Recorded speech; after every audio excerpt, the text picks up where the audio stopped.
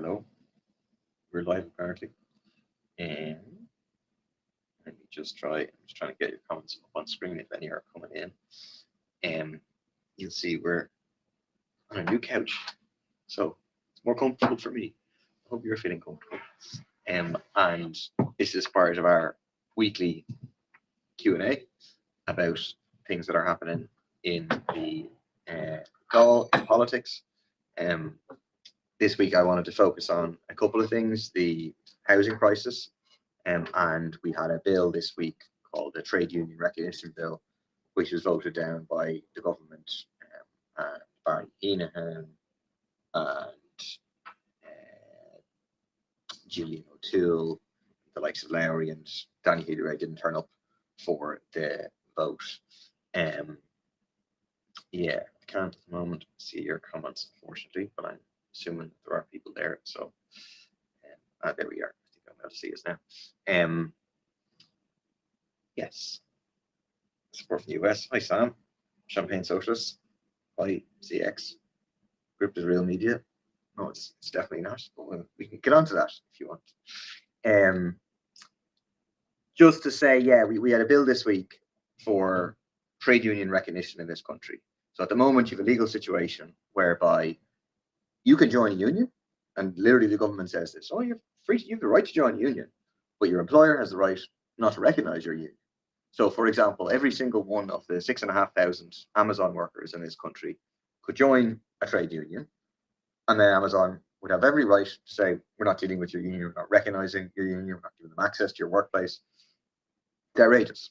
And so that is the fact that we have this like fundamentally anti-union structure, what they call a voluntarist model of industrial relations.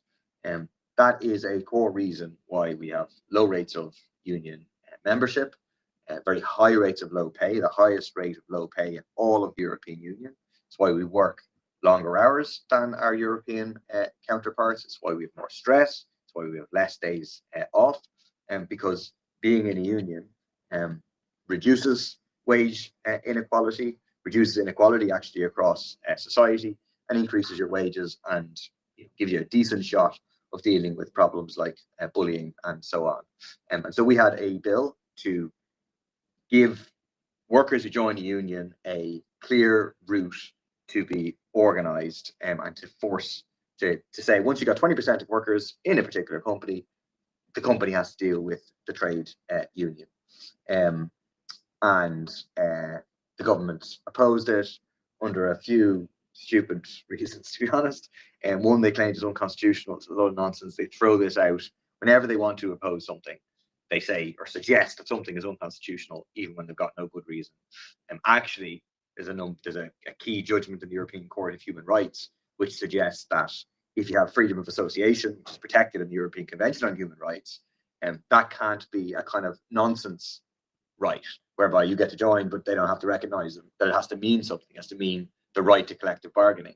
So there's an argument that legally, actually, the government should be doing this legally. They're also under pressure from this particular EU directive to increase the number of people, percentage of workers covered by collective bargaining, and they're not doing it anyway, hiding behind the notion that it's unconstitutional. And then their main thing is that this would change our voluntarist model of industrial relations, and hasn't it served us so well? The point being, well, it served the bosses very, very well, who have record profits, but those who are suffering from low pay, those who are suffering from bullying, those who are really struggling to make ends meet, no, it's not serving those very well. So we do need a different industrial relations model. So that was one thing. Then that was one funny thing that happened in a way during the debate, is that there's time set aside.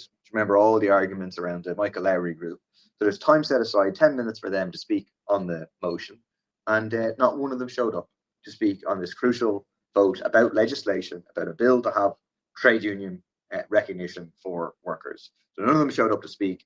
And then when it came to the vote, there was only 1, 2, 3 of them there. Michael Lowry was missing, Danny Healy-Rae was missing, and then Gillian O'Toole voted with the government, voted down. Carol Nolan voted in favour of the bill, and Barry Heenan, Finian McGrath's ally, replacement, whatever. Barry Heenan also voted with the government, so voted against a route for workers to compel their employers to recognise their trade unions. Really, really shocking. Second thing, Dexter saying there, build a few houses while you're at it. Yes, I agree. One interesting thing that kind of came up during the week that showed, like, yes, we have to build houses, but also we have to utilize the existing houses that are vacant, that are falling into dereliction. People saw there was a couple of lovely cottages at the canal, which have been vacant for a couple of decades at this stage, collapsed on Monday. These houses have been left empty, have been allowed by neglect to fall into dereliction, and then finally collapsed.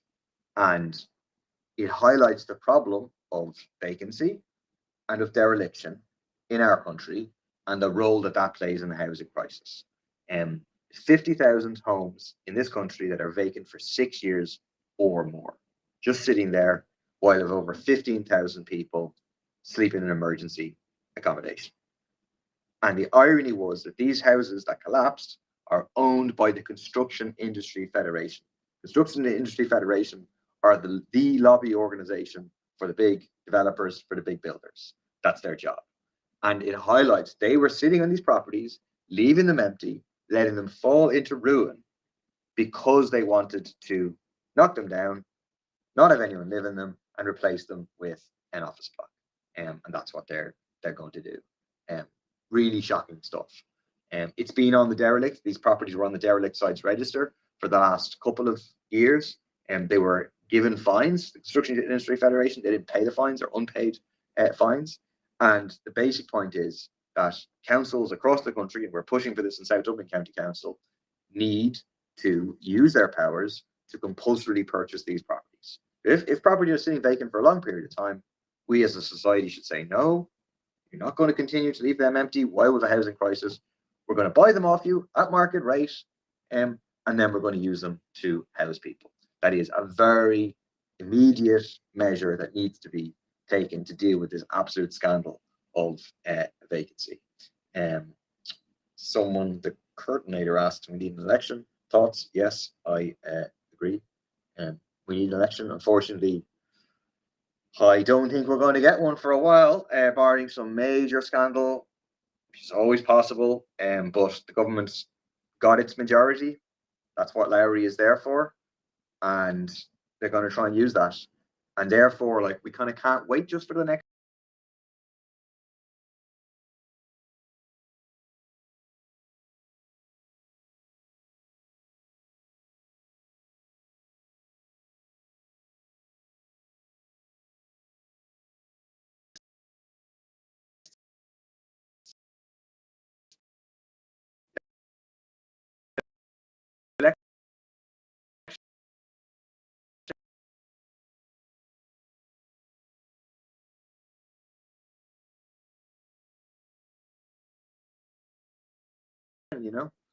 We have to fight now.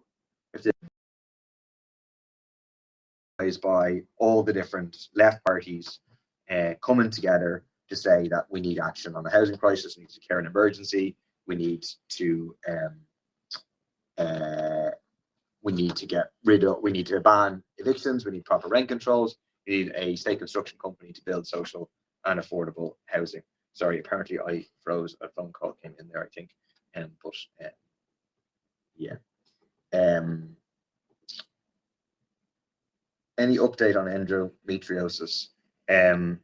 Let me check for you. Right? If you send me an email, I will check and get the latest info on that. The hate speech bill, well, in terms of the hate crime bill, sorry, the hate speech bill, yes, you're right. That's the bit that was cut out, and we oppose that. I don't know. There's no sign of it coming back. We're opposed to it. We were the ones who originally opposed it in the Dáil, and check my speeches. So let's see what happens. Not because we're in favour of hate speech, we're obviously very much opposed to hate speech, but we think it has worrying implications in terms of civil liberties. Someone earlier on the subject of hate speech was asking about Gript. Where are we speaking to Gript? We're not speaking to Gript because they're not. Someone said they're a great media outlet or something. They're not a media outlet. They're entitled to have their freedom of speech. They're entitled to write what they want. They're even entitled to ask what they want. But we're not going to pretend that they're a normal, legitimate media outlet. Instead, we're going to point out the reality that they're a propaganda arm of far-right extremism in this country. That's proven by the fact that they've given money, donated money to a right-wing European political party called the ECR. You won't find any other media outlet. We have fundamental problems with RTE's approach, the Irish Times, the Daily Mail, with News Talk. Disagree with all these people. You won't find them donating directly to a political party. It kind of gives the game away. Second thing that gives the game away is that this is set up, funded, founded by the Life Institute, basically Youth Defence, the old far-right anti-choice organization that fought against any form of abortion rights in this country.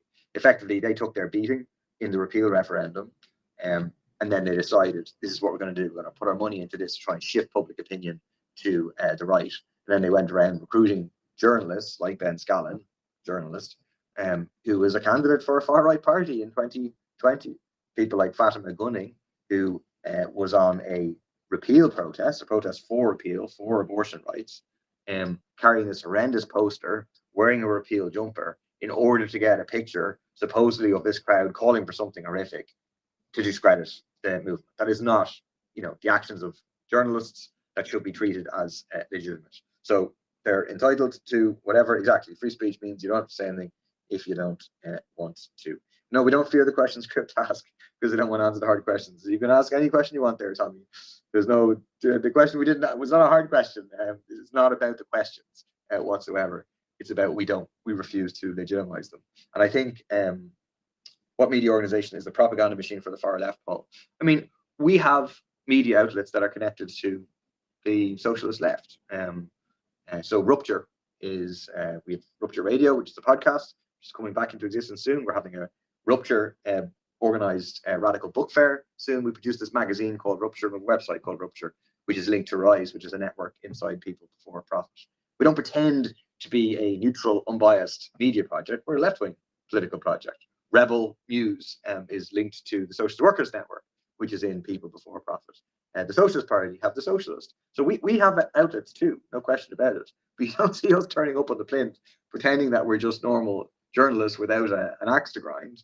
We're open about what our agenda is. Common sense isn't right wing. It isn't, exactly. So that's why I think we need to ban evictions, which Gript is against. It's why I think we need proper rent controls, which Gript is against. It's why we need to stop the genocide in Gaza, which Gript supports the genocide in Gaza. It's why we should oppose sex for rent, right? Which Gript has an article in the last week supporting sex for rent. Horrendous. All stuff that, in my opinion, is very obviously common sense.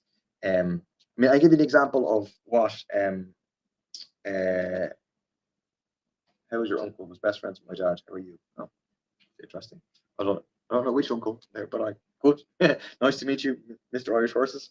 An example of where this leads the kind of dehumanization of migrants that has been going on, right? And blaming them for all the problems in our society, which the rich, the developers, the landlords, they are laughing, and Fianna Fáil, Fine Gael are laughing all the way to the bank. They really are, because they don't want to get blamed. They're happy for poor, vulnerable people to get blamed. There's a horrendous video. I think I posted it up on Twitter there a couple hours ago. Horrendous video of this black guy in Springfield in Tala being physically assaulted by someone. This fellow was apparently looking for the hospital. He's done nothing wrong whatsoever. The only crime is to be a black man in Tala, and this guy is he's videoing himself, abusing him, saying, "What are you doing here?" etc., and then physically assaulting him. So not only does he do this, right? It's horrendous. You just watch it, but then he's proud of it, and he posts it on the internet for people to see it because he thinks it's a good thing what he did. It's horrendous, and this is the consequence of the normalization of racism and hatred. Apple user, because you seem to be very sure on what's happening here. I'm telling the truth. You can check the video yourself. Maybe you're one of the people underneath the comments on another far right media, supposedly propaganda project, the Liberal, who's commenting, defending a racist assault. You got to ask yourself, you know, whatever opinion you have on lots of things and disagreements you might have with me, that's cool. Do you really want to have a society where people are proudly assaulting people because of their skin color and then uploading those videos? And I think the vast majority of people do not want to live in such a society, um, and uh, and therefore we need to push back against it. Just looking through the chats. But that's not true, is it, Paul? You don't know what you're saying. Not one Irish flag on the wall behind him. That's true on this particular wall. Why use against far right? Why are you promoting illegal immigration? We're not promoting illegal immigration. We're against the far right, because we're against their vision of a society which is dragging Ireland pretty backwards. They want to get rid of abortion rights. They want to put the church back in control. They want to get rid of trade union rights. They want to get rid of democratic rights, and they want to penalize and victimize a whole bunch of marginalized people. And in doing all of that, they're doing the government a massive favor. They're dividing ordinary people away from fighting those at the top towards fighting people at the bottom. We have to kick up, not down. What's with the iPass and Sligo? Talk about that. I would if I knew anything about it. I'm afraid I don't know anything about it. If you want to ask me about iPasses and Tala, I know all about that. Yeah, the landlords of the iPass centres are laughing all the way to the bank. That's absolutely true as well. Because you have this awful privatised system. The state should be directly providing. So would you rather mosques in our little country? I'm happy to have mosques. I'm happy to have Catholic churches. I'm happy to have Protestant churches.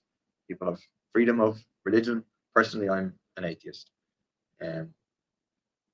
Public accountability is put at risk when politicians refuse to answer questions. Well, that's why I'm here answering questions. I don't think you find many public representatives answering questions.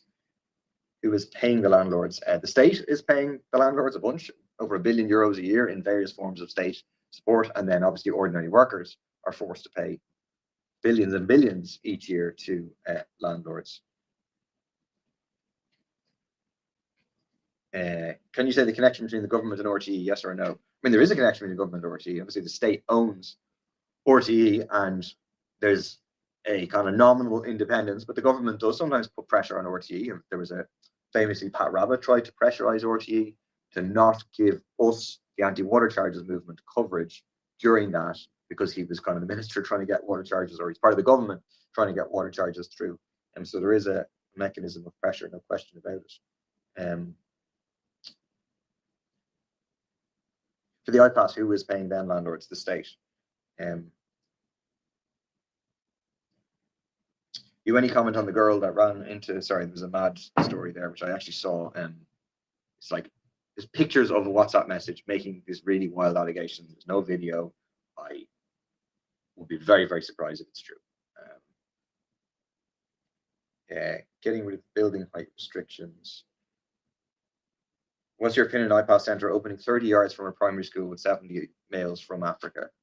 I don't have a problem with a housing estate being built beside a primary school, and I don't have a problem with males from Africa. If there's some particular suggestion that males from Africa are more liable to abuse children or whatever, if that's what you're suggesting, you might want to think about that. We should ban forcing religion on school children 100%. We need a secularized education system. We need the church out of our school system, out of our hospital system, full separation of church and state. What was Tommy's question? Oh, that was Tommy's question, I think, was it?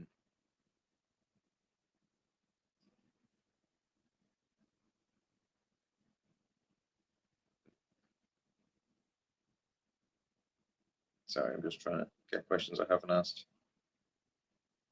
Why do so few of the Irish people vote for your party? I mean, we do all right, but obviously, we want to fundamentally change society, and for that we need a majority of people. I think that we live in a society, like capitalism can just seem, the way of organizing society currently on the basis of profit can seem just like normality.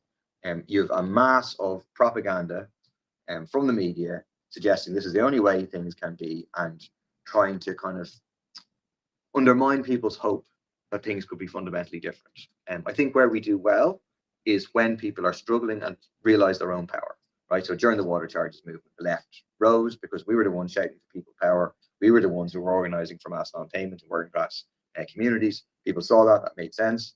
When there's been less struggle in society and people feel less powerful, we kind of tend to decline. So it's why, I mean, our focus is like, yes, doing a good job in Dáil and so on, but like organizing outside. So our key priorities now is special needs, appropriate places for all children with additional needs. It's going to be a very important protest on June 7th. We're working with a really, really good campaign, broad campaign, equality in education campaign, defending neutrality, defending the triple lock.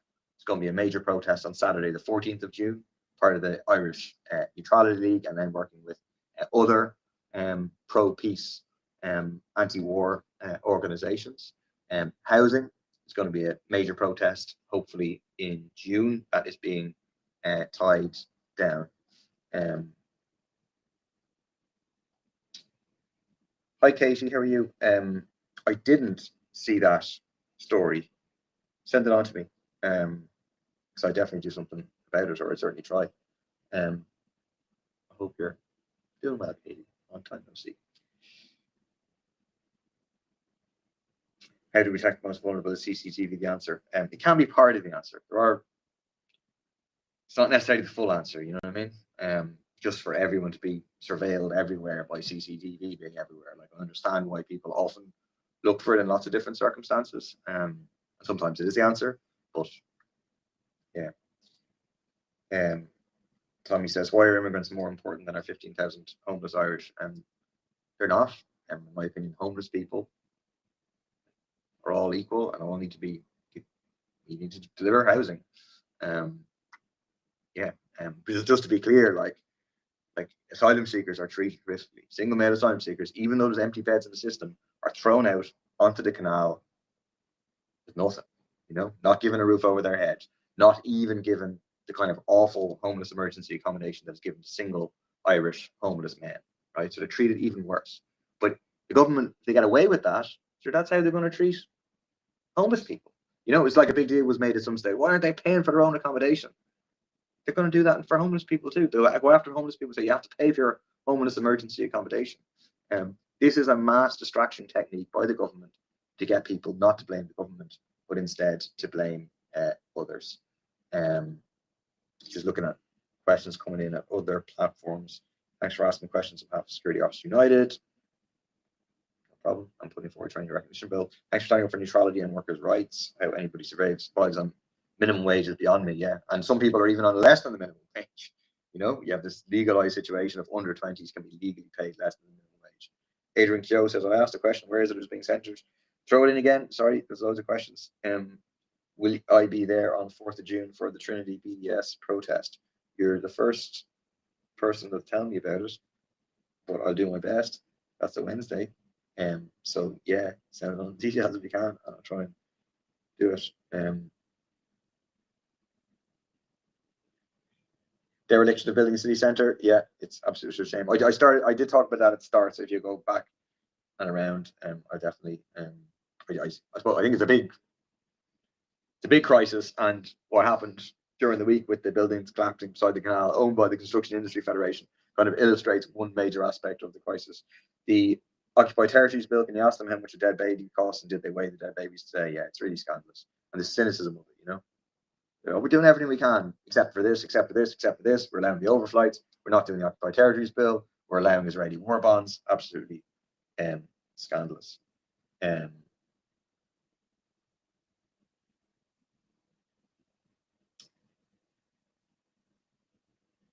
NGOs hiring influencers.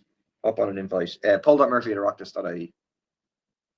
In your opinion, why are people so bloody obsessed with wokeness or whatever the hell? I think it's like a quite conscious strategy by a section of the ruling class and the right to like promote culture war in a kind of really ridiculous way, and like under the guise of kind of common sense and anti-wokeness to like try and push oppressed people back, rights that have been won by people struggling with broad support and empathy of other ordinary people to kind of push them back. And it's like, the pendulum in terms of mainstream opinion has like shifted, from coming from the top. You look at like the likes of Jeff Bezos, who like was pretending to be woke like a few years ago, 2 years ago, 3 years ago. And now Trump's in power was like, no, I'm with Trump, with the oligarchy, And dull question: if students study in the north because of geography, the state help with fee? I don't know. I don't think so. Yeah. Who wants the church to be back in charge? Where is the proof? And people like David Quinn, people like the Life Institute, John McGurk. Yeah, you can read their articles. Increasing paternity leave, we definitely should. I haven't spoken about that already. I actually raised that quite a bit, maybe a year ago or so, and we can raise it again. Any answer to people who think the government is too Dublin centred, not enough for rural Ireland? Look, I think that's the same kind of divide and rule tactic, to be honest. I think the government is too like wealthy focused, it's too big business focused, it's too big farmer focused, it's too big corporate landlord focused, and it's too big tech company focused. That's the division in society, is between those at the top who control the economy and the mass of ordinary people who work, college, who are small farmers, the mass of ordinary people on the, that's the division in society. Not all these other things are things made up to divide people.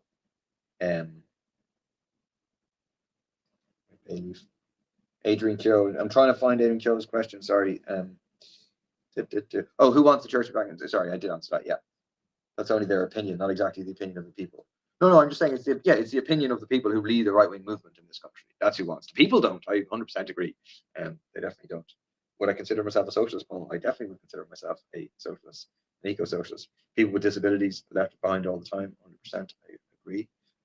We're going to have hopefully in July a big kind of a one-day political event in Dublin, organised by the Disabilities Justice Caucus in People Before Profit. Conor Nolan, can you actually open your mouth without lying? Yes, I can. Yes, I can. Yes. Maybe I'll leave it on that one. Harry Potter. There's no right-wing party in Ireland, though. Yes, there definitely is. I mean, Justin Barron actively quotes Hitler. He was leader of the National Party until recently. Like, I don't really think you can be like, no, not far right, just quoting Hitler positively. Like, come on, let's get real. Let's not be, I don't mind when people say I'm left-wing, say I'm a socialist, say I'm a Marxist, say I'm far left. I'm not a snowflake about it. If you're far right, like, own it and let's have the debate about it, but don't try and cry and say, oh no, I'm not far right, don't call me far right, when there's people who actively support like what Hitler is doing, people who actively support racist assaults and so on. Most people are not far right. The vast majority of people are not far right. Far right's a tiny minority. That's true, but let's not pretend that that it doesn't exist. Right, I gotta go because I have someone calling me at 4:40, which is just a bit now, so I'll work out how to